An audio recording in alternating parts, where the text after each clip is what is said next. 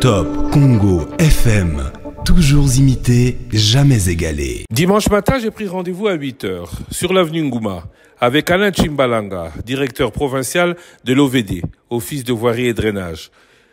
J'ai pris rendez-vous pour un tour de la capitale. Pas un tour des chantiers, pas des réalisations ni des projets, mais des réalités, avec énormément de questions en tête. Notamment, pourquoi les routes réhabilitées ne durent pas? Et beaucoup d'autres questions sur les chantiers en cours. Car peu savent ce qui est fait ou se fait. Exemple, sur un chantier dont les travaux durent depuis des semaines. Apparemment, je ne suis pas le seul à ne pas comprendre.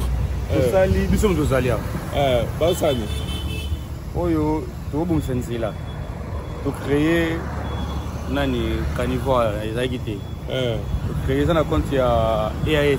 Oui, mais pourquoi on s'allie le terrassé moulin au lieu d'élargir là? Bon, je suis pas un ingénieur. Nga pour la sécurité. Mais va ici binoni. Ah, tu crées pour les piétons. Et bien oui. Ouais. Pour les piétons. J'ai là calaté toujours benda. Ah, et à petit côté? Et ben dans ma ouais.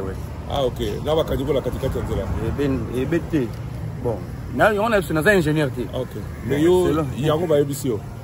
Il y a un peu selon des autres. Bon, chaussée, on va couler chaussée jusqu'à carnivore. Chaussée, on va sauter carnivore. Donc, chaussée, on sous la limite, dans un beau carnivore. Et tu as respiration carnivore. On est côté de tiendre pour la piéton, on va tout balle qui n'a pas la chaussée. On n'en sait toujours pas plus, ou pas clairement. On posera la question plus tard, à qui de droit. Direction entrée de Montfleury, le lieu de la rencontre avec l'OVD. Alain Chimbalanga est déjà sur place. Il est sur un autre chantier. On se gare où?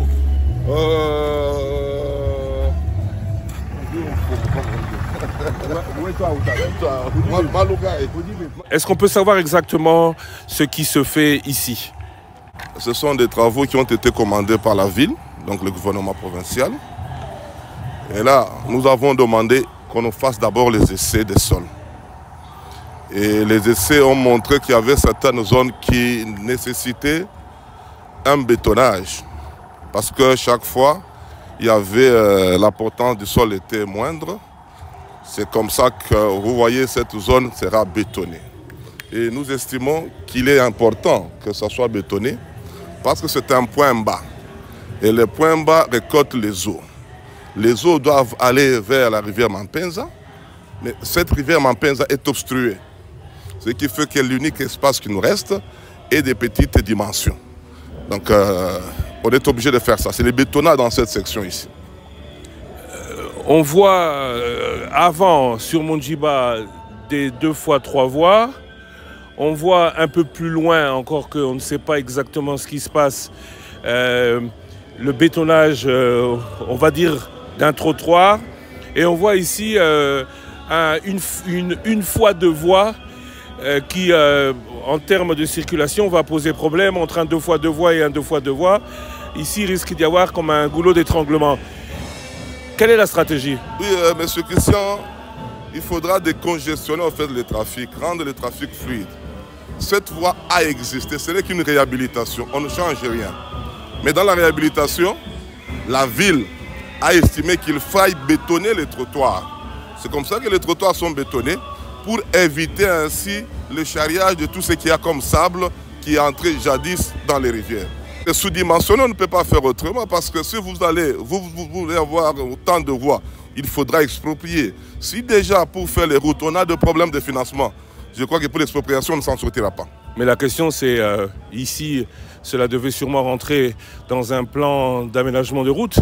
Comment cela se fait-il que sur la voie publique, on retrouve des maisons et que ces maisons aujourd'hui ont plus de droits en termes de propriété que l'État qui était supposé protéger cet espace? Si on pouvait avoir un plan ce qu'on appelle en urbanisme le PLU, le plan local d'urbanisation, et que si tout le monde pouvait se baser sur ce plan-là, avoir une projection, ce serait une bonne chose. Monsieur Christian Lusakweno, je vous mets au profit. Si vous demandez, nous sommes dans la commune d'Engaliema, Si vous demandez à la commune quel est le plan qu'ils ont pour le développement d'Ngaliema d'ici 25 ans, le plan là n'existe pas. Donc, aucune projection à court, moyen et long terme du développement de la circulation, du développement des infrastructures routières. Et donc, le problème de circulation avec les embouteillages intempestifs et permanents est un problème qui va aller crescendo avec l'augmentation du parking automobile en RDC. C'est un problème complexe. Nous avons un plan qui a été élaboré avec mon partenaire japonais qu'on appelle le PDDK. Ça régule tout ça. Mais déjà, au lieu que nous nous mettions tous ensemble pour rester dans ce plan-là, avoir un schéma, mais je crois que tout le monde fait ce qu'il passe par la tête. En tout cas, là que nos partenaires ou nos collègues qui ont la gestion du foncier puissent quand même faire un effort, que nous nous retrouvions ensemble pour que nous regardions dans la même direction. Il faut donc une conjonction d'efforts pour que tout aille mieux, au risque qu'il ne soit plus jamais possible de rendre Kinshasa viable. Il faut aussi sanctionner les inciviques, ceux qui construisent sans normes. Qui mène vers la rivière Mampez. Donc ceci n'existait pas, c'était quand même vaste. On a occupé. Donc toutes ces eaux ici vont venir dans cet ouvrage qui est maintenant de petites dimensions. Juste devant le quartier bourgeois de Montfleury, une rivière où coulent les déchets. Parce que personne ne sait où jeter les poubelles, les immondices s'y amassent. Un véritable dépotoir. Encore une fois de plus, c'est un dépotoir. Nous n'avons pas où mettre les déchets et la population vient jeter les déchets dans les rivières, dans les émissaires. Ce qui est dommage. Et demain, quand il y aura une inondation, on va crier. Et nous sommes ici à l'entrée de Montfleury. Nous sommes à l'entrée de Montfleury, où toutes les autorités voient, et ce n'est pas une petite zone, c'est pratiquement le quartier des riches. Cela commence bien. Est-ce ainsi partout? La tournée avec le directeur provincial commence ici. Et nous n'irons pas bien loin. Oui, monsieur Christian, nous sommes sur Kasavubu, avant d'arriver à la place dite Kitambo en provenance de Bandal, aux environs de l'arrêt d'île Quado. Vous remarquerez bien avec moi que les réseaux d'assainissement n'existent pas. Il est transformé en dépotoir, vraiment en dépotoir. Les caniveaux. Comment voulez-vous, les caniveaux effectivement, comment voulez-vous parler de la durabilité quand déjà il y a un problème de salubrité qui se pose? Donc l'eau ira où? Et là nous martelons, l'eau ira où? Je préfère encore qu'on dépense beaucoup d'argent au lieu de faire les routes. Qu'on fasse alors un programme général d'assainissement, parce que c'est inadmissible. C'est beaucoup d'argent qu'on dépense dans les routes, mais on n'a pas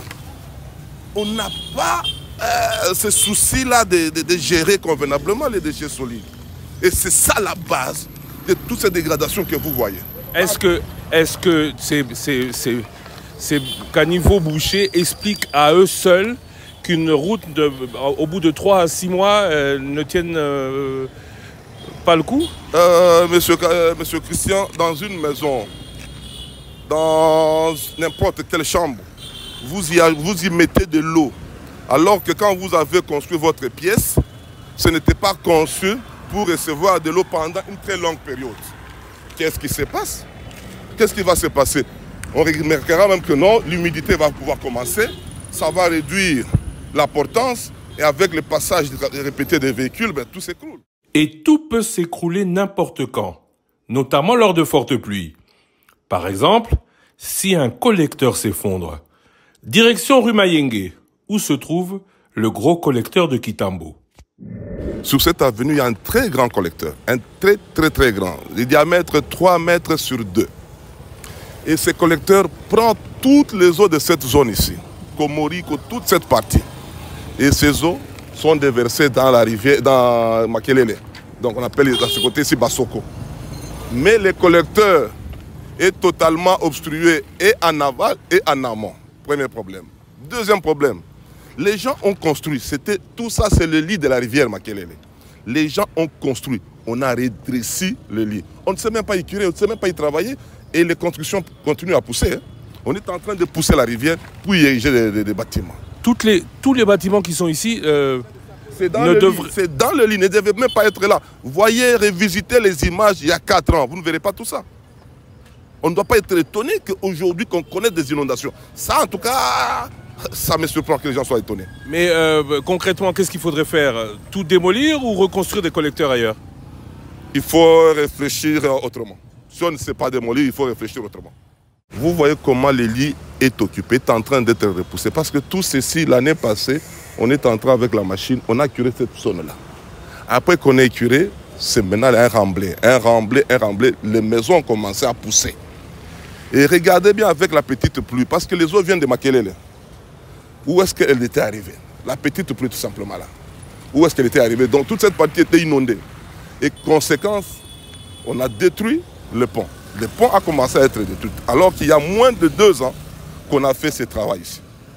Donc, on ne peut plus me poser la question sur la durabilité. On sait bien le voir. Juste là au coin, à la jonction du pont et la chaussée, la dégradation a commencé.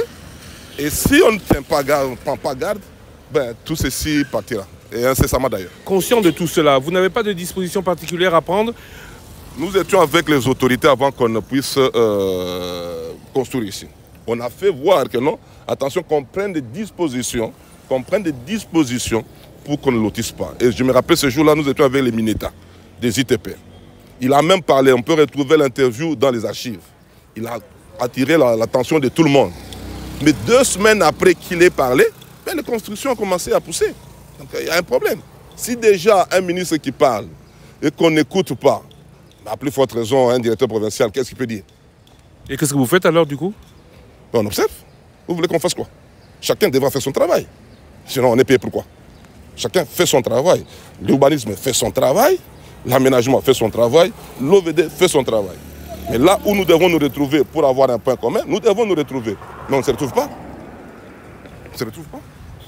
Récemment, on a appris, et vous nous l'avez confirmé vendredi, que le Benseke était fermé. Vous n'étiez absolument pas au courant. Oui, Benseke, comme je l'avais dit, était fermé. Je n'étais pas informé. Je n'étais pas au courant. Et j'ai lu les communiqués. Comme je vous avais dit vendredi, j'étais en train de réfléchir comment on peut réguler le trafic à ce point-là. Il y a déjà une réflexion, une proposition. Mais nous n'attendions que la confirmation des autorités. J'ai fait la proposition et je l'ai envoyée à peu près 4 ou 5 autorités. Je peux même vous transmettre aussi ça. Et ça ne me gênerait pas pour que vous voyez ce que nous proposons. Parce qu'à certains moments, certaines voies doivent être utilisées à sens unique. Si même les propos du ministre d'État ne sont pas pris en compte, la tournée continue. Prochaine halte, 500 mètres plus loin, sur la même avenue de l'OUA, pourtant réparée il n'y a pas si longtemps.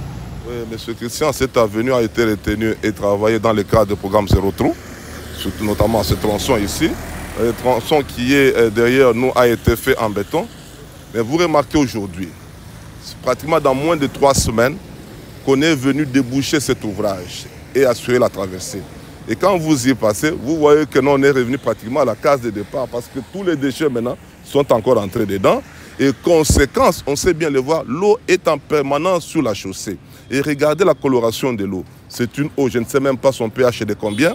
Et cette acidité, si elle existe, quelle est maintenant sa réaction par rapport à cette route ici qui connaît des trafics intenses, donc dégagement de chaleur. Et vous remarquerez, on part avec vous, vous allez voir qu'il y a déjà des dégradations. C'est comme ça que nous disons, nous tenons beaucoup cette fois-ci, en tout cas au réseau d'assainissement. On ne peut pas faire une route. Nous sommes en ville. C'est différent de l'office de route qui est dans des zones où on n'a pas besoin de gros investissements dans les assainissements. Mais ici, chez nous, ce sont les VRD, réseaux de voirie et drainage. Et nous insistons sur ce point-là. Parce que les gens ne voient que la route.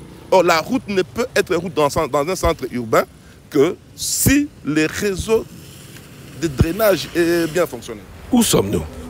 Nous sommes au croisement de l'avenue Mouchi. Nous sommes en fait, sur l'avenue Mouchi, justement à quelques 200 mètres du début de la rivière Gombe.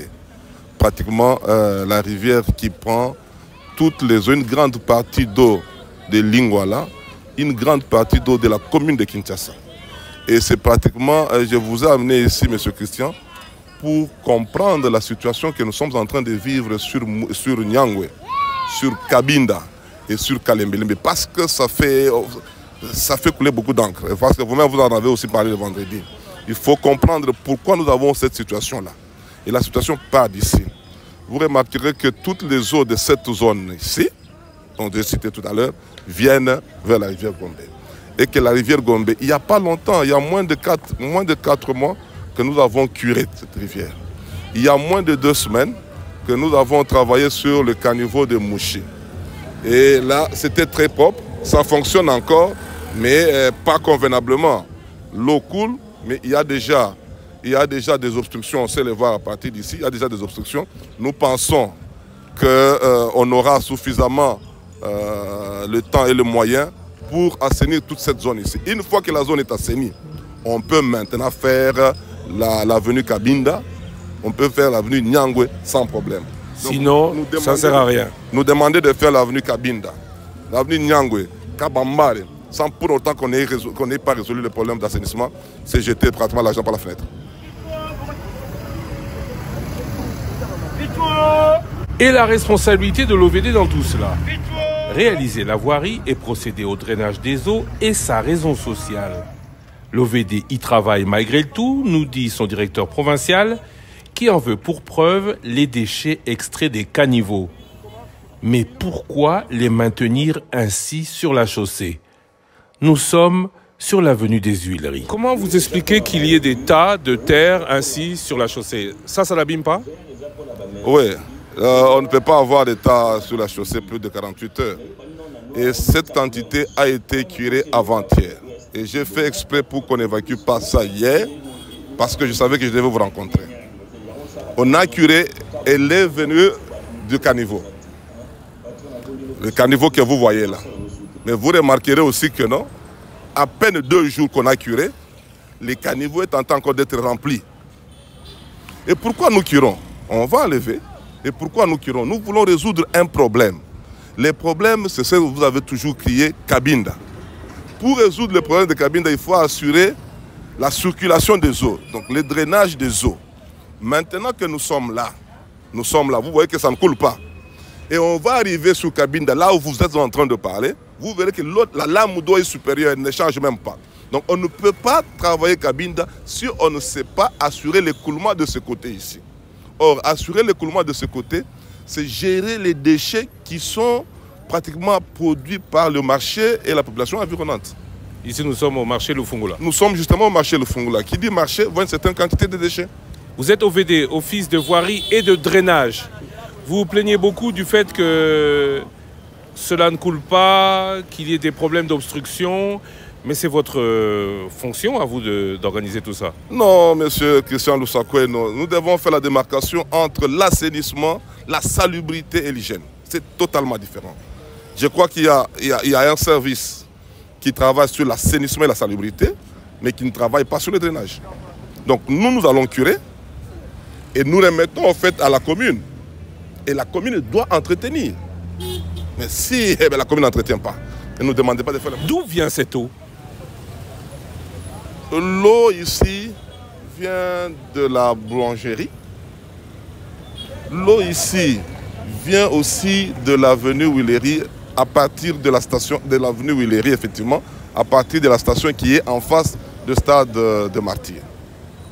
Mais la quantité qui vient, que ce soit de l'IPAC et la quantité qui vient à partir de la station, vous pouvez même voir que l'eau a une coloration bizarre. Et cette eau doit aller vers la rivière Gombe. Nous venons de parcourir avec vous l'itinéraire, vous voyez comment c'est bouché. Donc on ne peut travailler ici que si on faisait passer de l'eau jusqu'à la rivière Gombe. Et nous sommes en train de travailler, comme vous avez vu l'état là dehors, on y arrive, vous avez vu l'état sur la chaussée, on y arrive progressivement. Et là, nous disons encore une fois de plus, sans financement. Donc nous nous débrouillons, ne nous demandez pas de faire un travail dans 4, 5, 6 jours, parce que nous n'avons pas de moyens. Quand on a un peu de carburant, on envoie les machines. Et les carburants que nous avons pour aujourd'hui, c'est pour évacuer. Cet après-midi, on va commencer à évacuer. Demain, on ne sait même pas si on va poursuivre les travaux. Qu'est-ce qu'il faudrait en termes financiers, en termes humains, pour réaliser ce travail que l'on voit énorme? Oui, en termes humains, nous avons pratiquement la main-d'œuvre. Elle est là. On peut la voir partout. Mais en termes financiers, c'est là que se pose le problème. Nous ne sommes pas dotés d'une provision pour intervenir quand les problèmes se posent. Donc nous devons attendre pour que tout le monde constate que non, il y a un problème. Et là, on introduit un devis. Le temps que ça circule dans les différents ministères, ainsi de suite, la situation ne restera pas statique. Et ça peut-être, vous pouvez avoir l'argent dans 3-4 mois, et la situation a totalement changé, mais on vous donne le moyen que vous avez suscité avant. Donc il y a tous ces paramètres-là qu'il faudra gérer. Est-ce que vous avez un budget mensuel, annuel? Quel est-il? Le budget de zéro. Le budget de zéro. Vous n'avez de l'argent que lorsqu'il s'agit de construire des routes? On a de l'argent que lorsqu'il s'agit de construire effectivement des routes. Entretien? Entretien aussi par Fonet qui doit avoir des devis. Et jusque-là, le PR 2024 n'est même pas encore très bien connu. Le programme d'entretien routier pour l'exercice 2024 n'est pas encore connu. Pas ou peu d'entretien, pas ou peu de moyens mis à disposition, mais aussi pas ou très peu de projections dans le futur. La situation qui risque d'aller de mal en pire si rien n'est fait dans les meilleurs délais. En même temps, malgré les perspectives pessimistes, l'OVD continue de construire ou de réhabiliter. C'est le cas, notamment dans la commune de Kasavubu. Nous sommes sur l'avenue Sport. Quels sont vos chantiers? Monsieur Christian, nous en avons beaucoup. Nous en avons beaucoup. Et nous avons le chantier que nous avons appelé 3 communes. Nous avons visé la commune de la Gombe, nous avons visé la commune de Kasavubu et la commune de Limité vers Kingaboa. Et ici, nous sommes à Kasavubu, sur l'avenue Sport. Et les travaux sont suffisamment avancés. Et dans le programme 3 communes, c'est un programme PPP, le partenariat public-privé. Il y a les entreprises qui ont soumissionné, qui ont gagné le marché et qui financent eux-mêmes. Et là, il a été décidé qu'une fois que l'entreprise atteint 20% d'exécution financière, en tout cas, on commence maintenant à rembourser, à payer. Et nous tenons à féliciter cette entreprise, c'est Safrimex, qui, je ne fais pas sa publicité au fait, qui, ayant atteint 20%, a décidé de ne pas arrêter. Parce que l'entreprise est sûre qu'elle sera payée par le gouvernement congolais. C'est comme ça que vous voyez maintenant là, on approche pratiquement à terminer tout ce qui est comme une couche sous-jacente afin de mettre les enrobés. Encore une fois de plus, nous pensons que cette fois-ci, les bourgmestres, les chefs de rue feront leur travail. Et c'est ça aussi l'esprit que nous pensons avoir dans l'équipe des conseillers communaux, parce que maintenant nous les aurons. Donc ils ont l'obligation de bien aussi faire leur travail dans la pérennisation des ouvrages. On voit, vous construisez ici, mais on a beaucoup critiqué les caniveaux avant, mais ici les caniveaux sont très bas, sous-dimensionnés, et donc avec tout ce que vous nous avez annoncé tout à l'heure, on se pose la question de savoir si ce n'est pas un chantier de plus à mourir bientôt. Monsieur Christian, les ouvrages, vous pouvez observer, n'ont pas été sous-dimensionnés sur ce tronçon. Nous avons nous-mêmes veillé aux calculs hydrauliques pour prendre en charge les eaux pluviales, avec tout ce que nous connaissons comme changement climatique. Nous avons pris cela en compte, et aussi des eaux que moi je peux appeler des eaux occasionnelles, parce que chaque parcelle est censée gérer ses eaux. Mais on a dû constater à Kinshasa qu'il y a une quantité d'eau de parcelles qui est déversée sur la chaussée. Et là, nous avons intercepté ces eaux-là pour que nous ayons une chaussée sans eau, si je peux dire ainsi.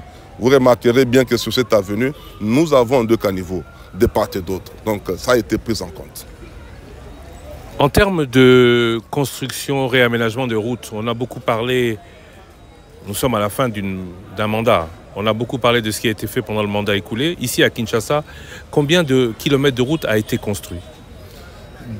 Monsieur Christian, il y a beaucoup de routes, beaucoup de kilomètres qui ont été réalisés. Je pense qu'on tourne tout autour de 70 kilomètres de routes réalisées. Réalisé par la ville ou par le gouvernement central? Par le gouvernement central. Je dis bien, je maîtrise ce que le gouvernement central a financé dans la ville aux différents projets. En fait, nous avons Chile Gelou, nous avons Moderne, nous avons le projet ABC et nous avons le projet Moderne, ABC, Point Chaud et même Zéro Trou. Nous sommes tout autour de 70 km réalisés. Mais si nous devons maintenant mettre aussi ce que le gouvernement provincial a fait, ben je crois qu'on peut atteindre peut-être 100 km facilement. Combien de ces kilomètres de route sont toujours viables et en bon état aujourd'hui? En tout cas, nous avons pratiquement 70 km, 70%. J'estime 70% qui sont viables. 49 km? Ouais. Donc 20 km perdus? Perdus suite à l'inconscience des uns et des autres, à notre propre inconscience. Si on ne parvient pas à séparer, comme je l'ai toujours dit, les dépotoirs de déchets solides avec un réseau d'assainissement, on ne peut s'attendre qu'à ça. De l'utilité de refaire ces routes, puisque c'est 20 millions de dollars à 1 million de kilomètres perdus sur la période, de l'utilité de faire ces routes alors que l'hygiène, l'assainissement, le drainage n'est pas au rendez-vous. Nous faisons notre travail et vous, comme organe de presse, c'est dans vos obligations, permettez-moi de dire ainsi, de sensibiliser, de nous sensibiliser tous. De nous sensibiliser tous. Quand je dis tous, en tout cas c'est tous. Il y a des quartiers huppés dans la ville de Kinshasa. Où il n'y a pas de route pour certains d'ailleurs. Mais là où il y a des routes, les hommes qui sont nantis déversent leurs eaux de piscine sur la chaussée. Ils sont nantis, ils ont étudié en Europe, comme vous. On ne va pas citer leur nom, mais je crois que si on doit maintenant balancer les images sur les réseaux sociaux, comme on balance les images de destruction, je crois que beaucoup vont quand même fuir la ville. Beaucoup déversent leurs eaux de piscine sur la chaussée. Je prends ceux qui sont sur l'avenue Ngoma, ceux qui sont sur l'avenue Haute-Tension. Et si déjà ceux qui ont étudié font ça, qu'est-ce que vous pouvez demander au petit peuple? Sans financement, sans moyens de fonctionnement, avec un environnement aussi corrompu, quel espoir avoir pour l'avenir? En tout cas, je suis Congolais. D'abord, je n'ai un autre pays que mon Congo. Je fais ce que je peux faire, ce qui est à ma portée, je le fais. Et j'ai l'espoir que ça changera un jour. Et petit à petit, ça va changer. Le jour où, j'insiste encore, le jour où on va résoudre le problème de salubrité dans la ville de Kinshasa, on se rendra compte que nous avons des ouvrages.